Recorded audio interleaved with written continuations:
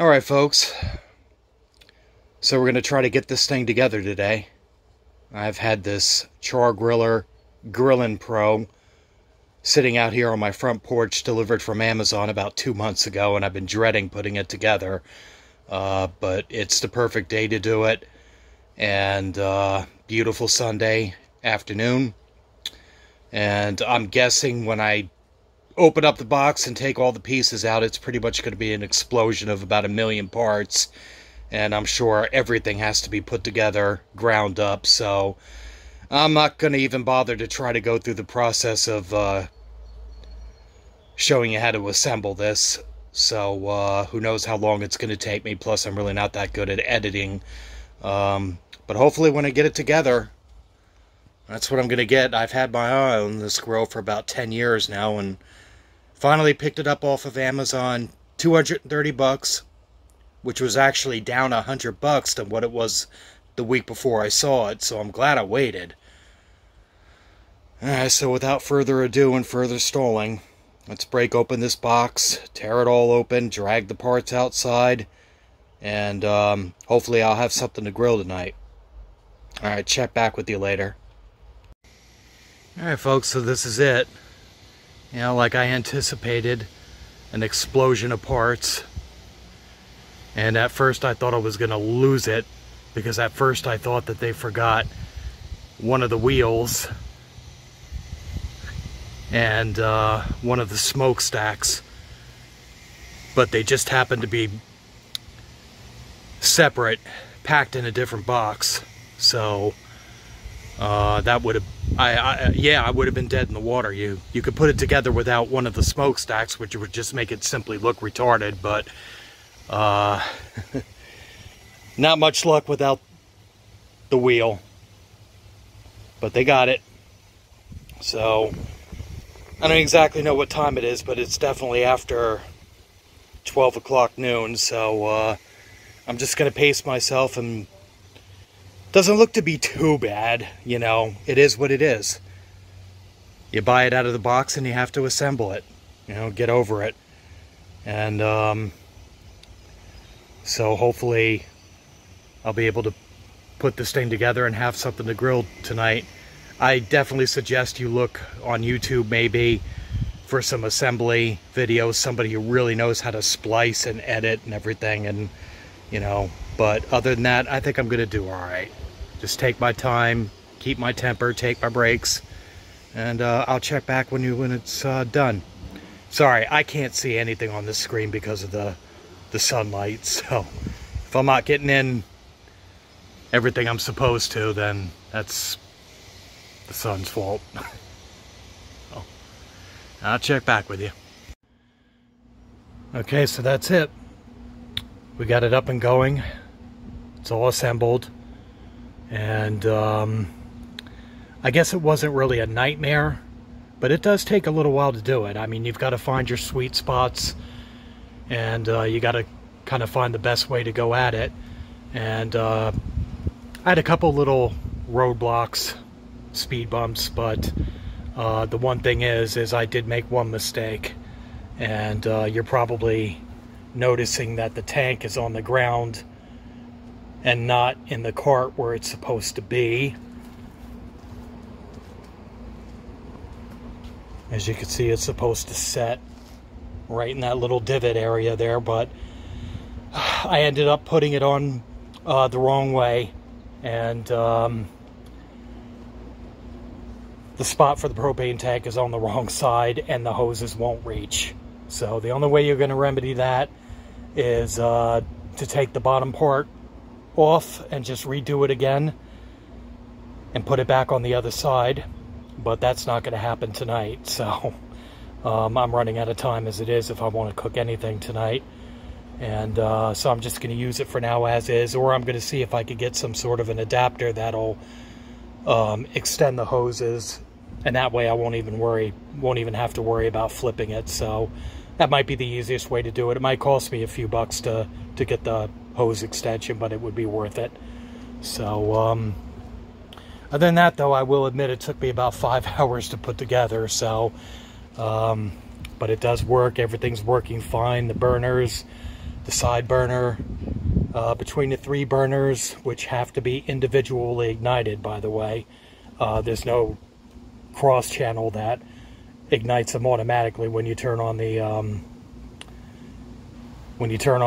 valves. So I could see the battery is probably going to go pretty fast on this, and that's really easy. You just unscrew this and put in a AA battery and you're fine. So you've got just under 41,000 BTUs for the main cooking surface. And then for your side burner, it's about 12,500, which can definitely pan-sear a steak in and of itself, and I'm definitely going to give that a shot one day. I love a pan-seared steak. So that being said, you know, I believe I've already turned on the grill, and it just...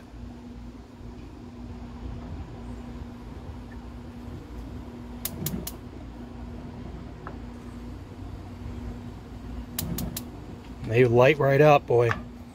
Absolutely.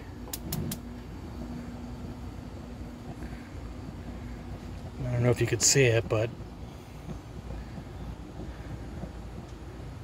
they're lit. And your side burner is just your standard rotary.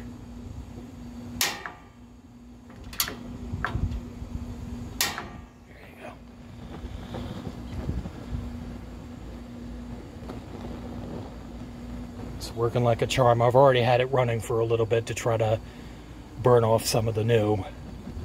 And you could definitely smell the paint.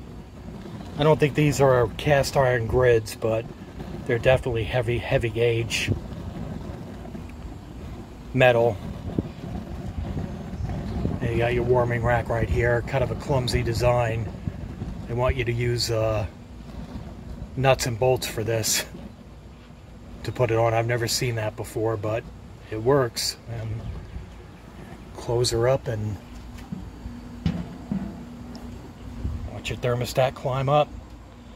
Alrighty, I've had her up to about 600 degrees and she was still climbing. So that being said, this grill gets plenty hot,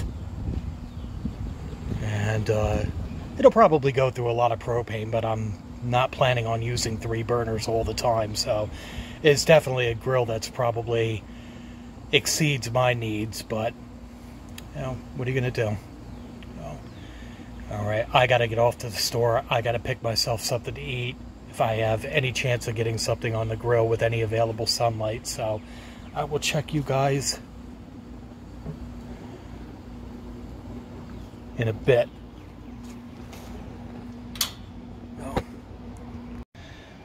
Okay guys, so I got myself a pretty good looking ribeye from Wegmans today, and I've got plenty of time to cook this steak. And not too bad, you know, $18 for a 20-ounce ribeye, USDA choice. And we're definitely going to come up to room temperature on this. In about a half hour, I'm going to go ahead and I'm going to season it with just some cracked salt and pepper, and then I'm gonna do both sides as well as the edges with extra virgin olive oil, nothing too fancy.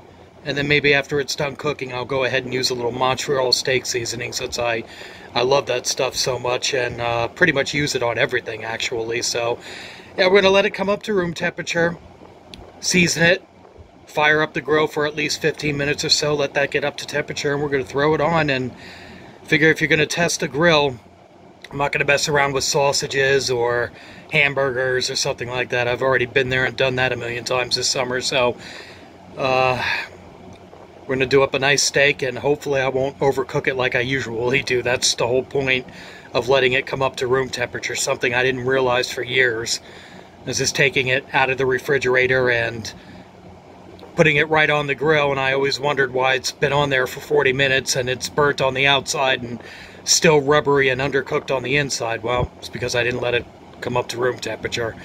I don't really believe in those 5 rules or those 6 rules for cooking the perfect steak or whatnot, but I do believe letting it set out is an absolute must-do before cooking it on the grill. So Alright, we'll check you later when we get this thing started.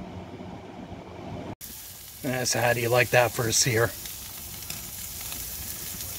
And once I get the sear on the other side, I think I'm going to shut down one of the burners completely and maybe even finish it off using a little indirect heat.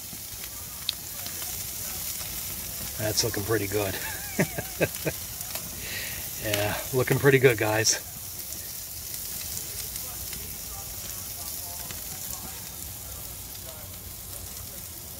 It's a good looking ribeye. And she's going to be done pretty soon. Alright, so that's my finished product. Done in a New York hot flash minute. I'm going to go ahead and I'm going to let it sit for at least 8 minutes, and then I'm going to cut it open. Look, if I went above medium to medium well, which is what I was really going for, but if I went above that, it's only because I'm not used to the grill. This grill has an intensity to it. This grill is powerful. So, you know, I did the searing with all 3 burners on, got it up to 650 degrees, and then shut down the one burner, and it still stayed at about 600 degrees. I did a little indirect cooking to try to finish it off, and yeah, we'll see. I'll cut into it, and hopefully there'll be just enough red in it not to be an undercooked bloody mess.